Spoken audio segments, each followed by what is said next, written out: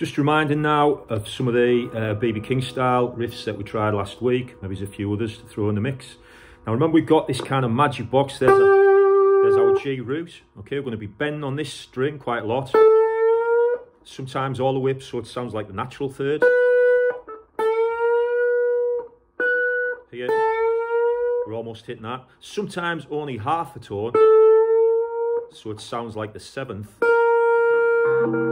when we're on a C chord.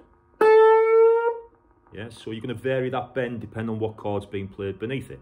Okay, so we got the standard B.B. King intro riff is this one. And that starts as, this is like a pre-count riff, so 1, 2, 3.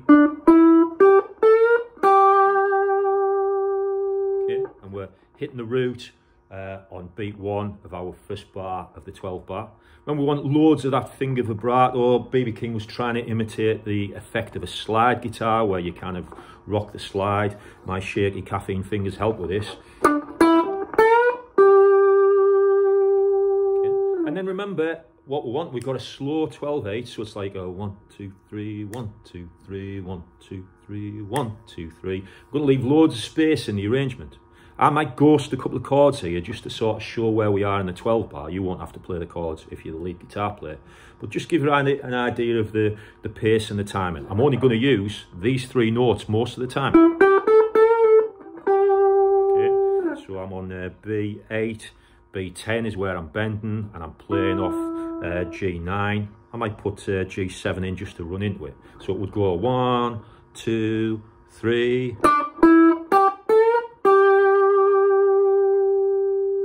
Guitar player drop down to there. Maybe he's wait almost 2 bars.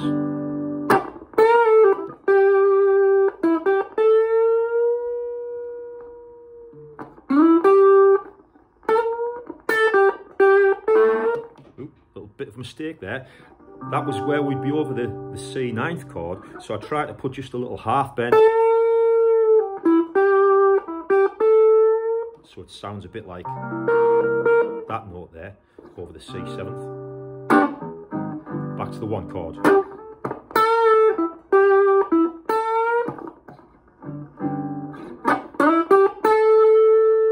It's the only time I'm going to rest on the A note, which is B10, because we're on the D9 at that point. So that note kind of lets us know that we're locking in with a chord.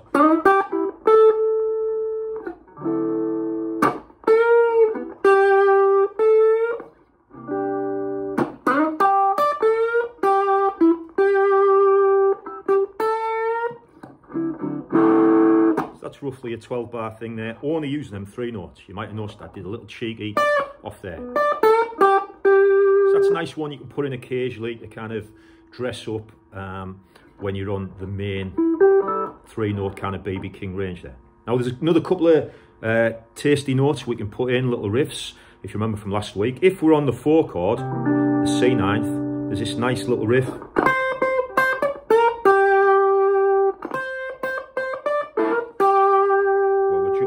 The high E string on fret 8 and 10, and that gives us the sound of the C kind of chord.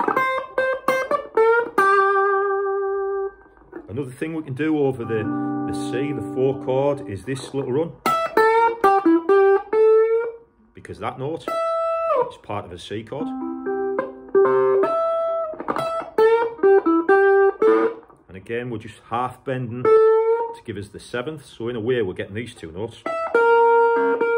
Nice bit of discord.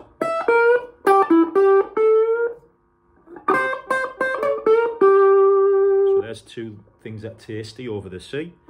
Occasionally, just the top high G and a slide down, really stinging. Okay. If we're on any of those kind of build-up G7s, we've got this nice playing off the D and the F, which gives us a sort of G7th effect.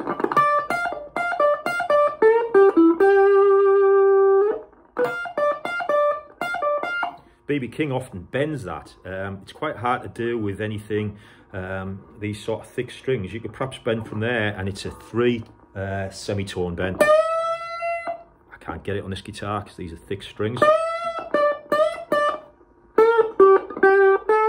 Might stick your, might put your B string out of tune. No, it's still in. So that's kind of quite a nice little riff as well. And then you've got this nice chromatic thing that we've done before in other kind of jazz things, where if we're on the G, we can go. Again, that would be over maybe a G chord. You could do it there if you preferred. And you can go down.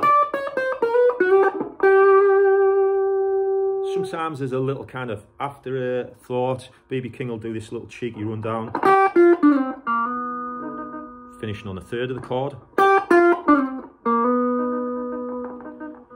So you've got the kind of sweetness of the third. Guitar's starting to go out of tune now, so the lesson will have to end pretty soon. So I'll just kind of riff around a little bit. Imagine there's a 12-bar blues playing slowly behind me. Are you ready, Otis? 1, 2, 3.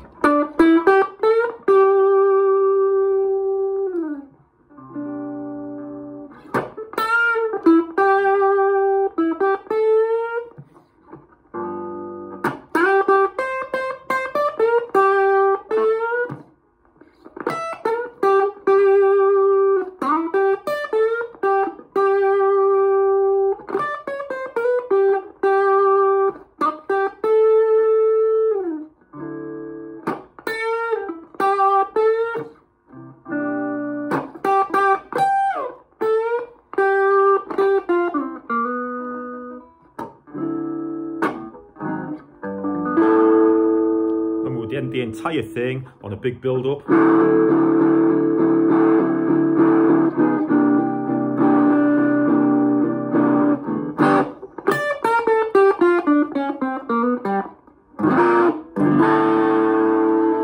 6/9 at the end. That's it.